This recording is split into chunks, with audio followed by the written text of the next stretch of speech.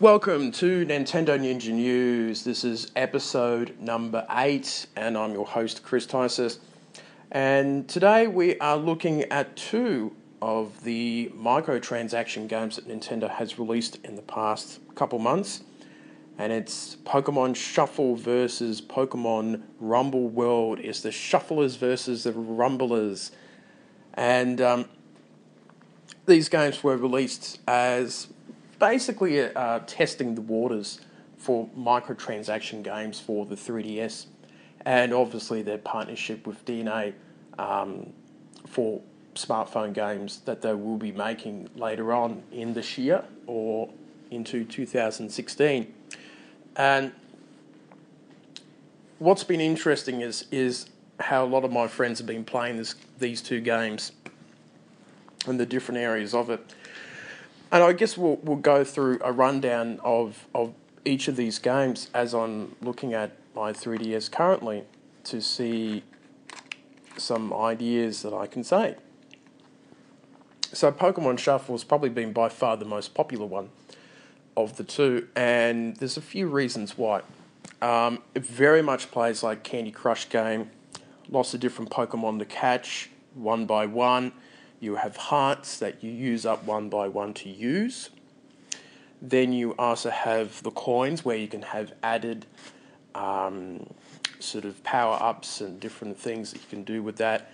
And with the jewels where you buy, where you can use them to buy more hearts in order to play. And basically, you play for a set amount of time, maybe half an hour or so, and then you have to wait 2 or 3 hours or a few hours for those hearts to reappear in order for you to continue to play it. And you can get Mega Pokemon, legendary Pokemon, basically lining them up in the grid square, very much Candy Crush, and a few other games too that we've seen over time. And it's been quite successful. There's lots of different downloads you can do, special events, and expert mode. So I know a lot of my friends have been very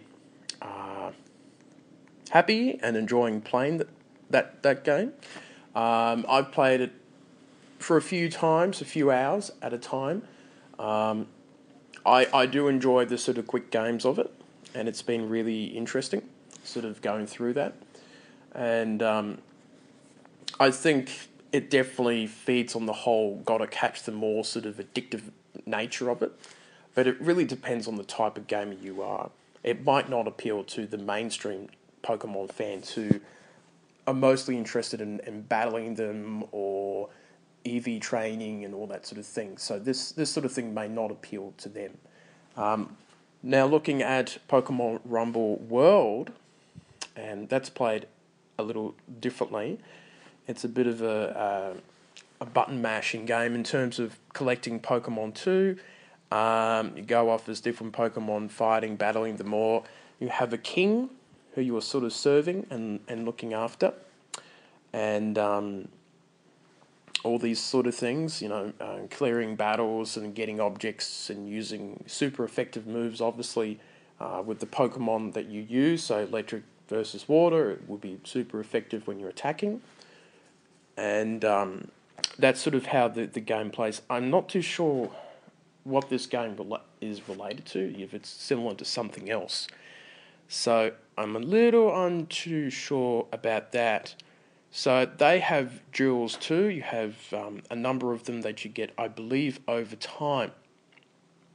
Now, comparing the two of them is an interesting look.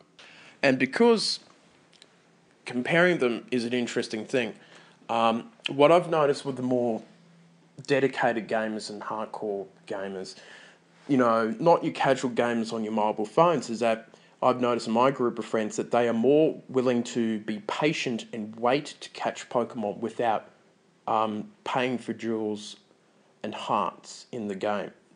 And while I believe that more the casual gamers who are on the iPhones and the Androids would just not have the time or the patience, and they would pay that $5-10 each time, or even $20 or $50 to get through the features and try to get the things that they want in the game. Where with Pokemon Rumble World, its strength in the microtransactions is that it does really twist the dagger in you to really force you to get more jewels and pieces and that. You really do have to pay a little bit of money here and there in order to progress in that game. And that's where the major flaw in Pokemon Shuffle is you can play it every 3 hours and keep on progressing the game. You don't really have to pay any money at all in order to get the things that you want.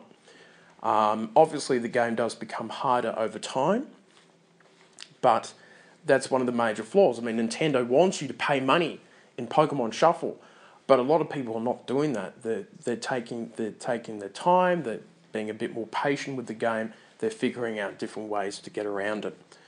I would say it would have more success money-wise and profit-wise if it was released on the iPhone. And I think there's a pretty high chance that something like Pokemon Shuffle will be released on the iPhone or Androids with their new deal with DNA. So, looking at these two games, I think Rumble World is better profit-wise for Nintendo, but Shuffle may be more popular, but I would say that it's a lot easier not to spend money. So depending on how patient you are. And it's interesting how Nintendo is trying to go into these microtransactions.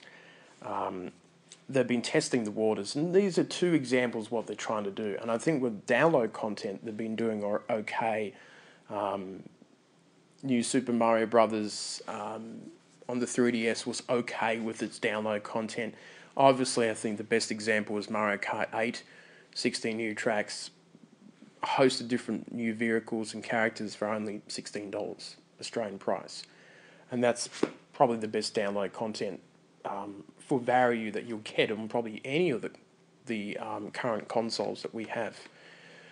So it's interesting them sort of going into these different games and that. And both of them are enjoyable and some of them are a bit, But I don't mind the two games, and I muck around with them for about 10 or 20 minutes each. It's not something that I would dedicate a lot of time to because they're not real full games. And it's not the type of Pokemon games that I play, obviously, because I play the main games a lot.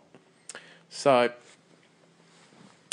that's the versus thing. So I think for the fans and supporters, the Shufflers win, but for Nintendo, in terms of them trying to make a profit, I think Rumble World is a little harder in terms of trying to keep on playing that game. And I think that's why a lot of the Nintendo fans are probably a little bit turned off by that game compared to Shuffle, is because you can't just wait a couple hours and you can just play again. You've got to probably put a few dollars in there every now and again in order to progress.